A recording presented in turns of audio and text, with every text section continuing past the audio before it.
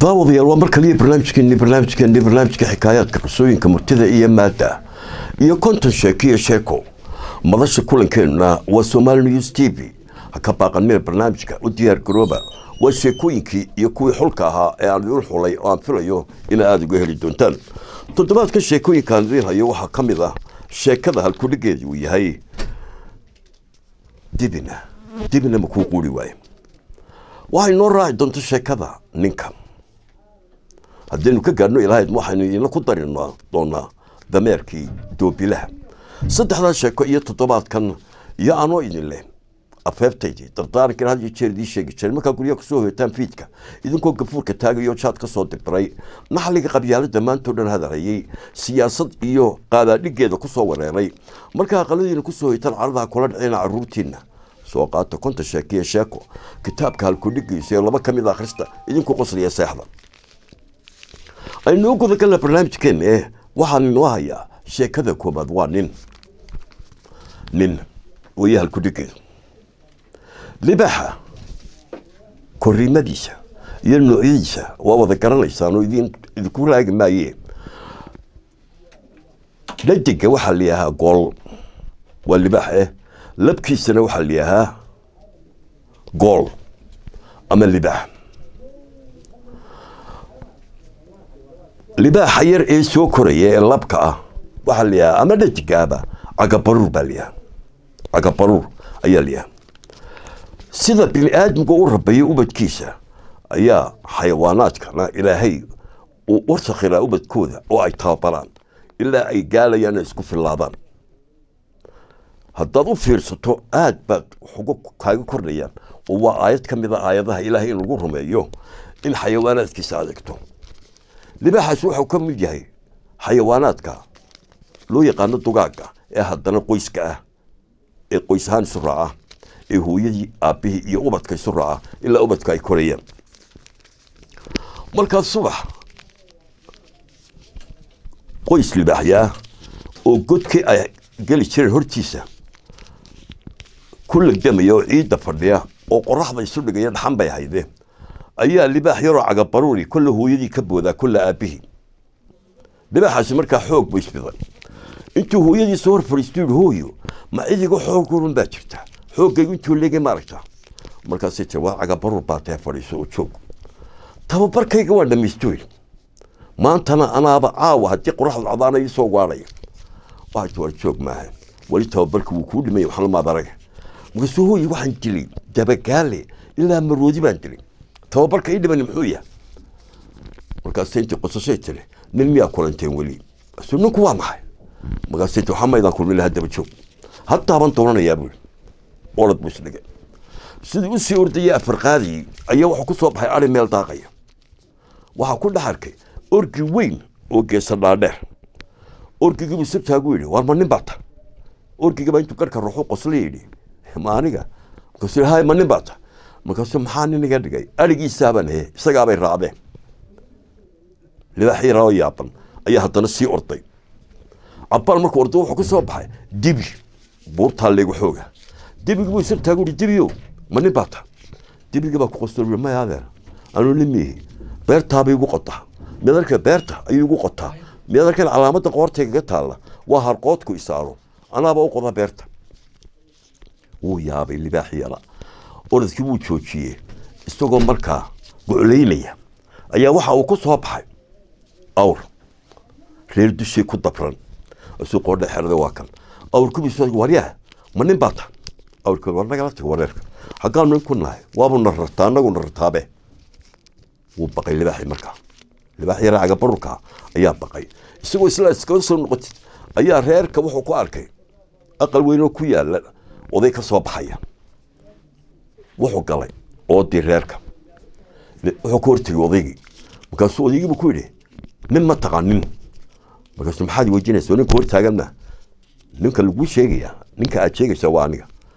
ma waxaa la faaninayey ee waxaan soo maray dhan ka wada baqayan maadiga bas waar ma garay waxaad ka hadlaysee nin waa aniga haddaa laba kuu kala goynayaa libaaxay baa yidhi ma waxaa gali taalkan la hadda labaan kuu kala jaraya odayga baa qosol yidhi maysaa lama yeelee weli maad balan rage waxaad yeelaysaa halkan iska fadhiiso martibaa tahay wartaanku marti sooro dagaalkani waxaad la socotay baraysuna haynoo dambeeyo libaax buu daashalay fadhiistay aqal ka dambeeyay libaaxu galay oday quraarad gaas ku jiro soo qaatiyay kabriij masuu inta ugu daasho kabriij ku qabtir waa kaanin hadaba libaaxii ololiya ayaa aabihii hooyada ku dhaxlay ciid bay ku sobeen masuu hooyo ninkii waan soo bartay xikaayaadka qisooyinka murtida iyo maada iyo sheekado inoo dhaxaa ay laabina balanteena waa Somali News TV iyo saacadahan oo kale sheekadeena labaad waxa liya dibina ma ku quli waaye waayihii lixdameeyadii ingiriisku markuu kacay Somaliland Soomaaliya iyo Somaliland ay midoobeen dad badan baa halkan ka tagay Hargeysa oo tagay dhinaca koonfurta ilaa 88 markaynu halkan ka qaxnay iyo 19 intaan ka soo noqonay dadkaasi way soo qulqulayeen way soo noqonayeen laba dawlad bay maanta nahay bariga qisooyin badan baa ka dhaxdhacay labada ummadood ee la sugayay dadkii halkan ka tagay bariga qabanaya koonfurta dumarkeena Somaliland oo ilaahay aqal siiyay ayaa ragga ka dhaadhiciyay yiri iyagoo doonaya ragooda inaan laga la tagin ayna dhulka markaa tagto ragga halka ku nool wala sixra dibida laga dhigaa dibi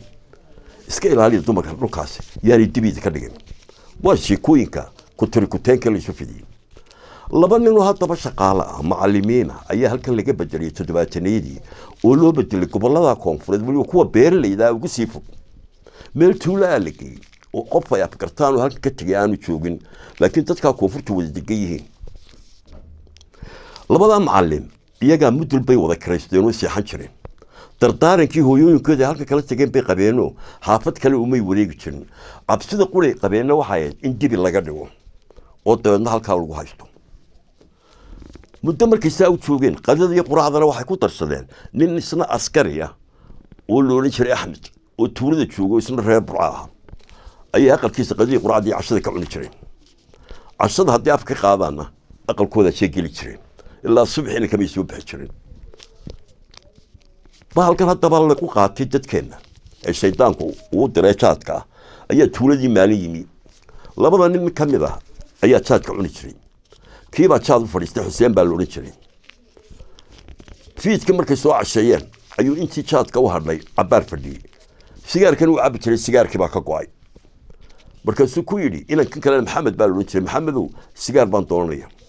kasuu wariya Xuseen miyaad ilowdi dardaarankeeni war inaad iro tuuladan garan maynay ayaan dibi laga dhigan iska joog